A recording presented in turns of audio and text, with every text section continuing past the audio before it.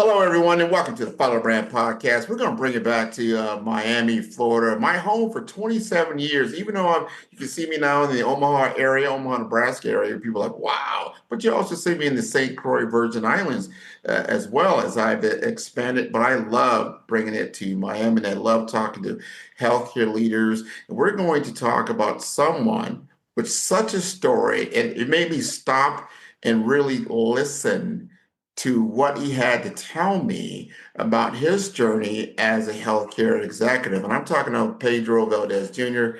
He has a great story. We're going to share that story with all of you because I got a lot of people in the healthcare world like, hey, let's hear from what I call from the horse's mouth, the ones who's actually living in the trenches day in, day out. No, and he has some goals that he wants to accomplish. And this is the track for others to follow in his footsteps. So if you'd like to introduce yourself, Pedro, go right ahead. Good afternoon. Thank you very much, Grant. My name is Pedro Valdes. I've been a practicing nurse for the last 22 years approximately. I started off as an LPN in an emergency room, and then I became an RN. I worked there for about 13 years, more or less. Then I transferred to the trauma OR, first as a bedside trauma OR nurse. Then I became coordinator for three different service lines: trauma OR, pediatrics, and ENT. Then I became a mid-level practitioner. I went to work in the primary care setting, and I also did acute inpatient setting for infectious disease. And then I returned back to nursing as a leader, as a manager in corrections, an area completely new to me, novice to me, and it has been a very gratifying experience. I would say the least. We worked together for about 4 weeks or so, just understanding your story and helping me understand what is a healthcare leader like in a system like when you're in what they call TGK. We don't always like people like what is it? Well, that's the city jail in Miami, but they also have healthcare needs that are very, very important. But before we go there, here's the question, because you mentioned a lot of things, but I didn't hear you say the ER, the emergency room, Mhm. and your inspiration for becoming a nurse in the first place. Everybody has an origin story like that. You were going in a certain direction, then boom, you went in this pivot, like, you know what, aha, I want to go into nursing, and here's why. What's your origin story in that area? Well, I never wanted anything to do with healthcare. Actually, I wanted to be a lawyer. I wanted to be a lawyer, and I graduated high school. I was going to college. I was working on my credits for my liberal arts to then go on to law school. And I remember I just finished my AA, and I read a story about a guy. He got incarcerated, condemned to the death penalty. He unfortunately was put to death, and then he found out he was innocent. Mm. And the brand of law that I wanted to do criminal law, I wanted to be a prosecutor. And that specific story really impacted me because I've always wanted to help people. And I thought as a lawyer, I could help put away the bad guy. I could take care of the community by making sure that there were no bad people on the streets. But this particular person's case, it really impacted me because he wasn't a bad guy. He was unjustly, incorrectly incarcerated, condemned to death, and he was found to be innocent. And I asked myself, can I do that? Would I be capable of incorrectly prosecuting somebody? And so then I pivoted and I enrolled in a local vocational nursing program at a hospital. I became a licensed practical nurse, and then I became a registered nurse in the ER. Wow. I mean, that's a story. I mean, that's gut wrenching to find out that he was actually innocent. And then you see that, like, wow, so that gets the juices flowing. Now you work in a very, I'd say, complex healthcare environments, right? And you went from the OR to what we'll call correctional health, high stake situation. A lot of things that normally in a hospital you're not worried about. Other things than someone who does incarcerate. That's a different thing. So how have these situations carried forth in these kind of opportunities to teach you about leadership under pressure? My experiences in the ER and then my experiences in the OR, those were all high stakes, high pressure environments. But they were acute care, they were inpatient, and they had their own very unique set of challenges. The correctional system is a very specialized area. It's not an acute care area per se, like a hospital. but it has just as unique or even more unique challenges that really impact how healthcare can be delivered there. So working in an inpatient area, an acute care area, it taught me a lot of skills, time management, prioritization, teamwork. It taught me a lot of things that I was able to bring with me and apply here. The challenges here are more security based. They're more safety related as opposed to the hospital. So it was a very big pivot, and I'm very glad that I did it because I got to experience, learn, appreciate, and grow to love a very underserved patient demographic. Going through nursing school, you're taught that underserved demographics are the homeless, the incarcerated, and I always ask myself, why the incarcerated? Because I always heard that there was healthcare within systems. And then when I began working here at Corrections Health Systems, I realized that it was very underserved because we're dealing with people that are incarcerated. So they're 99.9% of the time coming in hostile. They don't want to be there. Mhm. A lot of them are really, really sick, but they don't take care of themselves. So they're very non-compliant. And a lot of them are really sick and they don't know that they're sick because they haven't had access to healthcare. So every single person that gets arrested and is brought to us, we evaluate. Mhm. And we have discovered quite a lot of things. We have discovered a lot of illnesses, and not just in older people, but in younger people too. There was a young man, I would say in his mid 20s, that our chief medical officer was actually doing a Leaders in the Field event. She was doing patient care in the main clinic. And she encounters this young man who was just reporting anxiety. And in the demographic that we serve, anxiety is a very common complaint and often dismissed because they're incarcerated, they're nervous, they're afraid.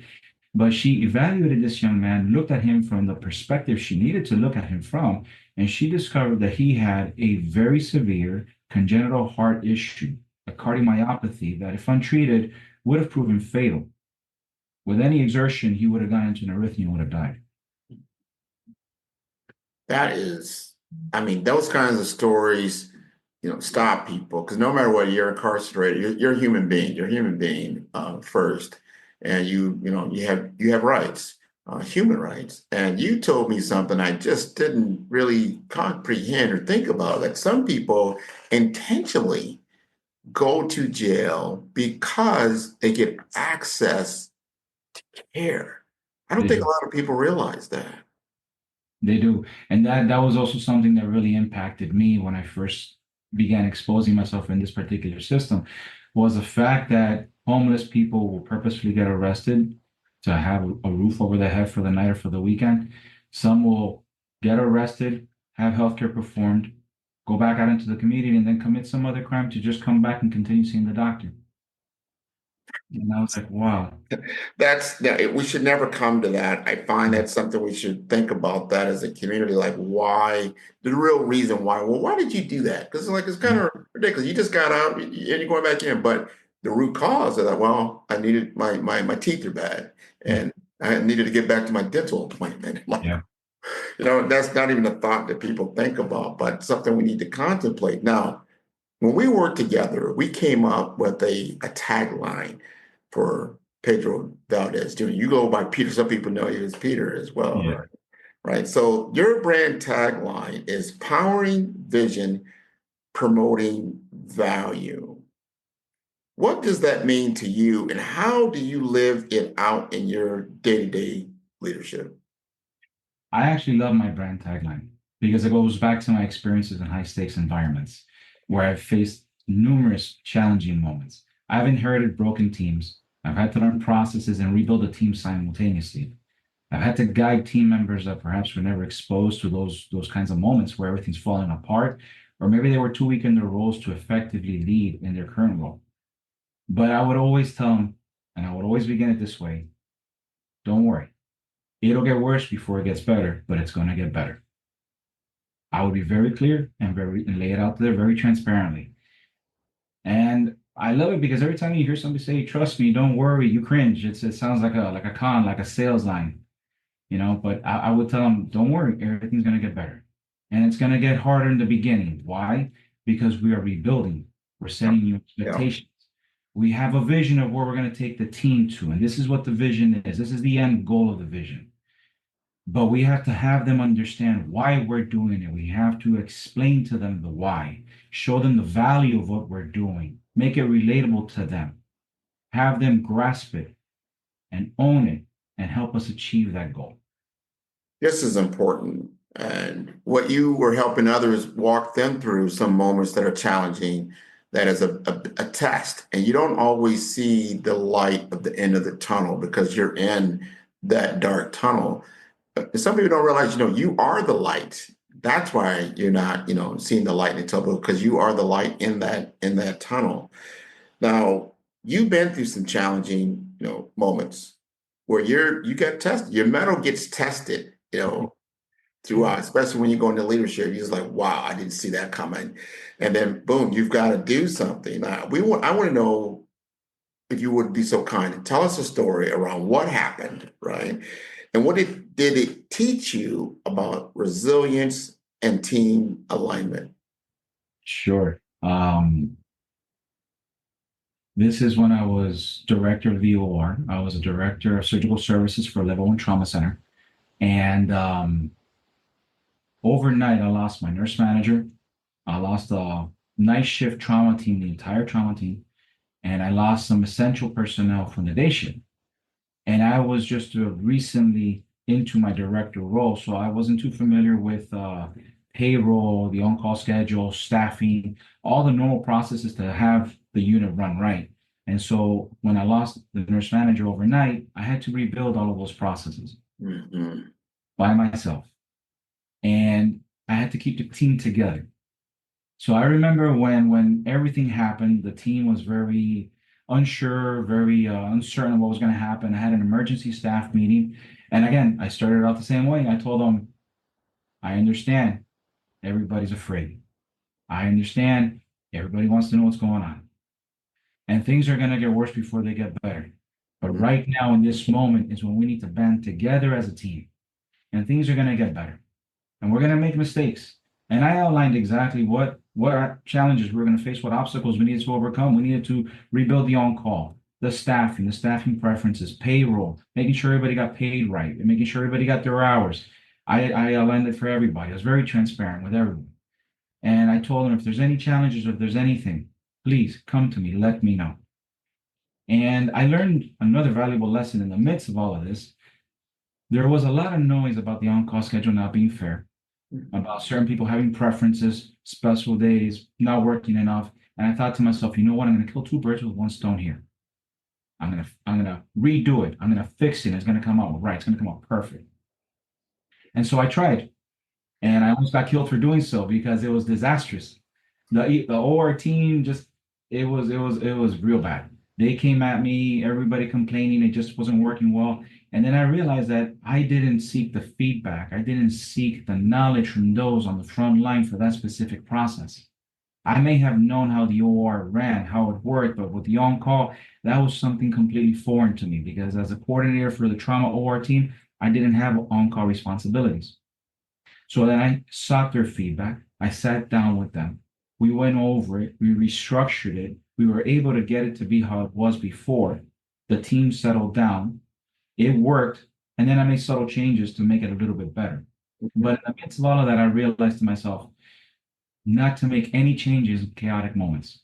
Yeah. Let the dust settle, let the uncertainty go away, the team feels safe, and then we can make changes. Keep the status quo going. That's true leadership.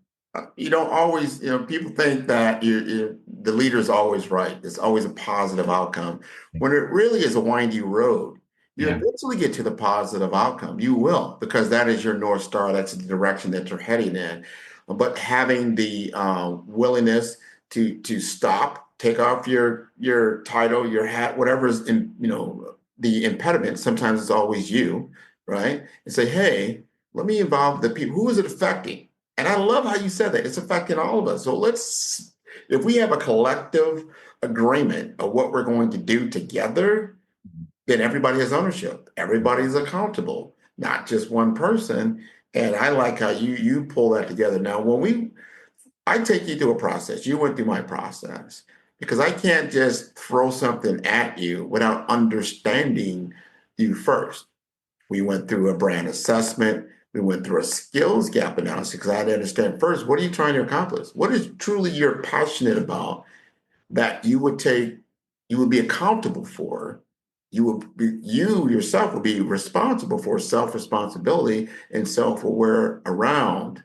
And we built momentum over time from the assessment to the skills gap analysis to the actual brand blueprint strategy to reach your North Star. One thing that I found throughout all of that was that health equity kept just being there. Like you really are about health equity. Like at the same time, you just told that last story. This was about the patient outcome. I want the patients. We want them to be served in the best possible way. So the question is, why is it that such a personal priority? Why is health equity such a personal priority for you? And I don't know if that goes back to your origin story or not, but do you want to be very helpful in that world? And how do you embed it into your teams and systems that you lead? I think it definitely goes back to my origin story in the sense of always wanting to help people. And I really thank God every day for the profession I chose to get into because it is a beautiful profession. It shows you the good and the bad of the human nature. And when we study our profession, any healthcare profession, we swear an oath when we are going to become licensed to take care of someone, regardless of what they did for it. If they're good, if they're bad, it doesn't matter. We swore to take care of them. And I remember as I began working as a bedside nurse, I would treat every patient in the bed as a family member. Whenever I would train somebody, I would train them, this could be your family member. Treat them as if they were. Imagine they are the most loved family member you have in that bed. I myself will eventually become a patient. I want somebody to take care of me. I swear, when I came to corrections, this whole concept was tested. Mhm. I working as a trauma OR on the weekends, there was a night shift trauma OR nurse from the ER, resuscitate, who I would cross paths with. And then when became director of TGK, I got the unsettling news that she was murdered by her husband. Wow. She was murdered by her husband, and he self-inflicted a gunshot wound on himself. So he wound up in the same hospital where she was a trauma nurse.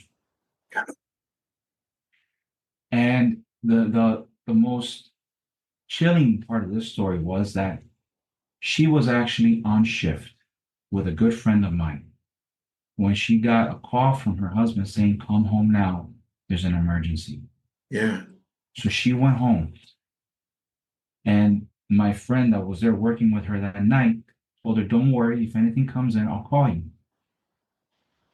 And so my friend, gets a call that he's getting a self-inflicted GSW gunshot wound to the head, a male patient.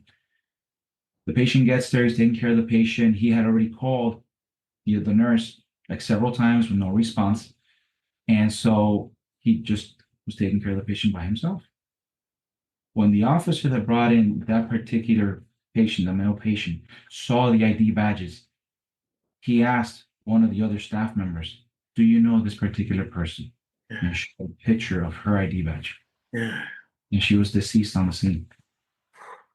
So several months went by for his rehab to be completed. And then he was brought to my correctional facility. And even though I was a director of the facility, I am very hands on. Mhm. And I like to be there with the staff, assisting the staff. Aside from doing what I'm doing, being shoulder to shoulder with the staff, I like to know what's going on in my area. And when this particular patient arrived, I knew he was there. And more than once, I had to assist taking care of him in the infirmary. And I would look at him and I would say to myself internally, "Do you know how many lives you've impacted, Mm. you have done?" But I swore an oath. And this is what I need to do right now. I tell you, I got chills when you said that. That's difficult I talk to lawyers about things like that. How do you defend, a child murderer or something to that effect? Yeah. And they say, you have to shut a part of yourself down Yeah. and do the job that you're called to do, Mhm. right? Obviously, justice is being served. You don't know all the circumstances. You have a role to play. If you play outside of that role, it changes things more, Mhm. right? And some things are just outside of your control, and you've got to do what you need to do at a high level. That showed true integrity and what you truly believe in, because that had to be extremely difficult, especially you knew this person, and that's a very difficult thing to do. And you worked with your team. It's a team thing, and you played the role that you needed to play. Now, here's the question. Because the other thing that we discovered, we vetted out, during our time together, is that you were known for your ability to transform, change management, fragmented team. You kind of alluded to that even earlier, that you would inherit a certain team and there were challenges, and then you had to make it better into Mhm. a high performing unit, not just change it, try to get it to status quo, but Mhm. you've made it into a high performing unit. So the question is, what is your first move when stepping into a broken culture? It depends because I've done it from both angles. I've done it from being from within. In the OR, I was trauma OR coordinator, PEDS coordinator, ENT coordinator for several years, and then I returned as director. But I was very familiar with the processes. I was very familiar with the staff and who the players were. But when I started in corrections, I was hired from the outside, and it was a foreign territory to me altogether. It was an area that I had no exposure to, and I wanted something that I was unfamiliar with to push me out of my comfort zone and to learn and grow. And so as I started as manager, as manager at that time, I needed to speak to whatever process I was responsible for. So I went and I got oriented as if I was a bedside nurse by the frontline staff. Mhm.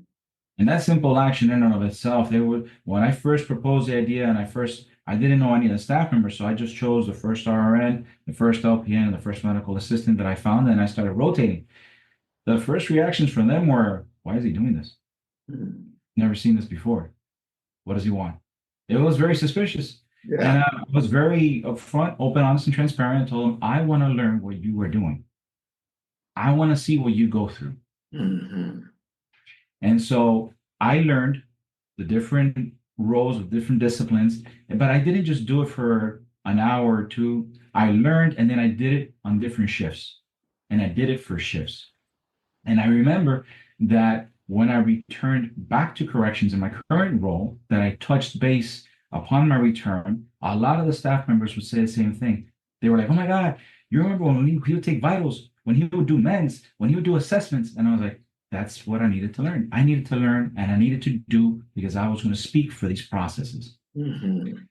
At the same time, while learning and doing, I was observing the staff. I was learning who the players were. Who were the hard workers? Who were the toxic staff members? And then I needed to dig even deeper and find out why were they toxic and disgruntled?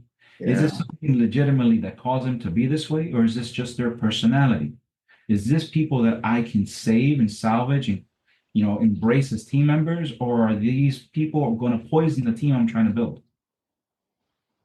That is so important. We call that in my profession transcendent leadership, because it moves in both directions, up and down. You're the advocate for your staff members to other departments, other leaders in the organization, so you can speak for them, like, hey, we feel limited in our resources, whatever it may be, and then you have an accurate answer to give them, so they're not trying to fix the wrong thing.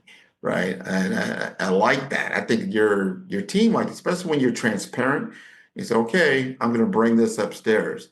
You like, and make sure everybody's in agreement. Like, yeah, if we fix that, we can get certain things out of the way. But then you understanding the operational side of it, like how things are done or why things are done, and you can really get going. And I love how you just said that, even though you might have what, so quote unquote, a toxic member on your team, but understanding their why. What's the root cause around that? A lot of times you find out, like, you know what, they're behaving like that because maybe the schedule's out of whack and they have Mhm. a home life that's affecting that. And then they're just making it, difficult. And if we could change that around, they become a player on your team and a true advocate, for you. You talked to me about courageous conversations, which I was like, wow, I don't think I heard that term. The power of courageous conversation. And what that was about was like, what makes those two so pivotal, in leadership and how they change your outcome. So that's conversations that you're having. Talk to us about your definition of courageous conversations. What's that all about? Courageous conversation to me is having a conversation that might make someone uncomfortable. And it could be for different reasons. It could be for performance issues, it could be for behavioral issues, or it could be just for a personal matter. If I know that you normally are a jovial person and I see that you are down and you've been down for a couple of days, I'll pull you aside and I'll ask you, hey, what's going on? Talk to me. Let me know. Is there anything I can help you with? And that entry could open up for a real courageous conversation in the sense that they may be going through some really impactful personal things that they just cannot leave at the door before they come into work. And Mhm. it's affecting them here too. And just the fact that they feel that they have that support, that they can open up and vent and get it off their chest, to me putting myself in their shoes would mean the world to me. So I try to do the same for them. I tell you, we need more of that. We need to have courageous conversations today with a lot of our coworkers. Yeah. Life is already stressful. You Mhm. mentioned a lot of just different scenarios that you've gone through, and every day, you went through the pandemic. And, that's just everybody knows that was very, very stressful. But if we don't talk about these things, like what's really going on in Mhm. life, and that especially in leadership, you want to make decisions, you want to make policy changes, and you need to understand how this is really affecting people right now. There's a lot of people right now, they're just not, there's a lot of uncertainty, especially in public-private healthcare systems. Like, what is this happening? Is the U.S. government's changing, how investments are going? Are we going to have less money? We're not going to have any money. What is all this going to go? And how, at the end of the day, we still got to care for patients. It really doesn't matter. It becomes difficult. But if we have courageous conversations, then maybe better decisions can be made that everybody, again, is accountable for. Mhm. They're on board more or less. They don't think they're being talked down to. They're being spoken with as a team, and we all can get this done because I tell you, I don't think there's a more resilient group of people in different professions than healthcare workers, healthcare people, healthcare leadership. Because when you get hit by 100-year pandemic and there's no cure that we know of at the time, and you've got to scramble, and you did that, I don't think you can throw a lot more at you. Like, no, we can handle that. That was a big mountain. That's a molehill over here. We can do this, but we have to talk about it, right? Mhm. Yeah. Let's talk about it, right? I think you've got an uncanny ability in those areas. A lot of people don't understand when they saw a lot what I'm doing online. They're like, oh, Grant's doing personal branding. What is that all about? Career development. I don't know. I see, I hear, but I don't really know. It is a process in which you don't always see 360 degrees of what you're doing because you're doing it, right? Right? Even right now, it's like, hey, I can't see behind me. I can't see, in the far sides of myself. So when you get an opportunity to sit down, do some self-awareness, some self-assessment, understand where you fit in the market that you're looking to make an impact on, then you can start to look at it strategically and tactfully. I think it's a bit different. Now, looking forward for you, what does an ideal chief nursing officer role look like for you? One where I can bring the skills that I've learned, not only from building fragmented and broken teams, but to strengthening them and to really driving forward the culture of teamwork and camaraderie of which I started my nursing career to be able to bring that as the peak of my career. Mhm. I think that would be the best thing that I would focus on. Teamwork and camaraderie are buzzwords. They're used very often, but I like to be very observant. And I've been in different healthcare systems as a visitor, and I have just watched the mechanics of the units go by. And I say to myself, a lot of people function in silos, even from the same discipline, they function in silos. They're used to being fragmented, and one hand doesn't know what the other hand is doing. So to be able to break that down and really drive forward the teamwork would be what I would want to do as a CNO. That's what I envision the optimal CNO role for me to be. Well, we did the work, and we understand that you're right there. And I'm sure that with the right opportunity, the right circumstances, you'll step into that role and you'll do flying colors.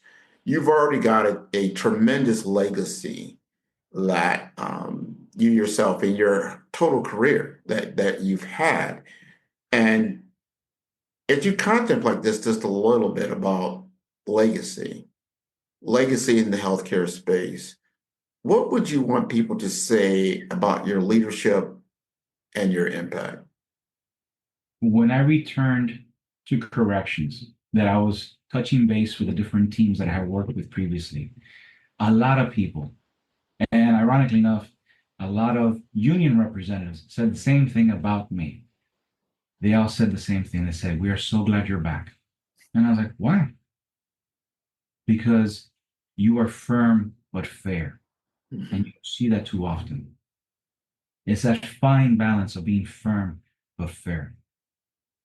Like with courageous conversations, going back to that, being empathetic when you're having that conversation. You may be talking to somebody about a personal issue, but you may be talking to them about a performance issue. Being empathetic, understanding what they were trying to do, what they failed to achieve, why they did what they did, being compassionate as you're delivering a message that the performance is not just up to the expectation. Putting yourself in their shoes of how they're going to receive it. Yeah, All of those things in combination, I would hope to be the legacy that I leave. To leave it better than how I found it. I think that's wonderful. I'm going to ask you one of those courageous questions, courageous conversation with me. I want you to give an honest assessment. I've given you an assessment over the last 3, 4 weeks. What's your assessment of this program? How did you feel? Did it get you to a different place? Or tell us about that. I think that this program is one of the most amazing experiences I have ever done in my profession. And it's a shame it's only been 4 weeks because a lot of the things that I've spoken about, I have learned through trial and error, through experience. Some of the things I've had to study on my own through different media. And whenever you do anything independently, you always ask yourself, am I learning the right thing? Am Mhm. I applying the right thing? And I like to reflect a lot about myself. So at the end of every day, as a good example, I'll ask myself, did I do it right? Did I handle this situation right? Did I get the outcome that I wanted? Could I have done it better? This program has helped to redirect me in the right direction. It has allowed me to see that I'm on the right path. And it's identified areas that I had an idea I may have needed to work on, but they have identified them. And now I have a strategic blueprint on how to make it better. Good. That is wonderful. I first thank you for being part of the program. I want to thank Dr. Carol Diggs for selecting you to be a part of this program. We're going to conclude here, but you've got to tell the audience how to contact you. I don't know if we even mentioned the fact that you do work at Jackson Health System, but we need to probably get that out there. Yes, no, I work at Jackson Health System. My email is pedro.valdez with an S, Valdez Jr. at jhsmiami.org. Please feel free to reach me via email at any time, whatever questions. If you just want to reach out and say hi, I will most definitely get back to you. I really want to thank you, Mr. McGaw. This has been an amazing opportunity. I really want to thank Dr. Biggs. This has been, like I say, one of the best experiences in my whole profession, and it's priceless. There's really no price on everything that we have done together. So thank you very much. Oh, you're welcome. And you got to go check him also on LinkedIn. Because I've been after all these healthcare professionals to really up their game on their Yeah. LinkedIn skills and understand this, that is your digital office. And there's an opportunity for you to showcase your skill sets, tell the story that needs to be told because the community needs to understand. I understand so much more about what you're doing and why you're doing it. And I want to thank you for being a participant. And I want to thank your entire family because I want them to tune into this episode. They can see all of my episodes at 5-Star BDM. That is the number 5. That is star, B for brand, D for development, M for masters.com. And I want to thank you again for being a part of this program Thank itself. you. Thank you so much, Mr. McGowan. You're welcome.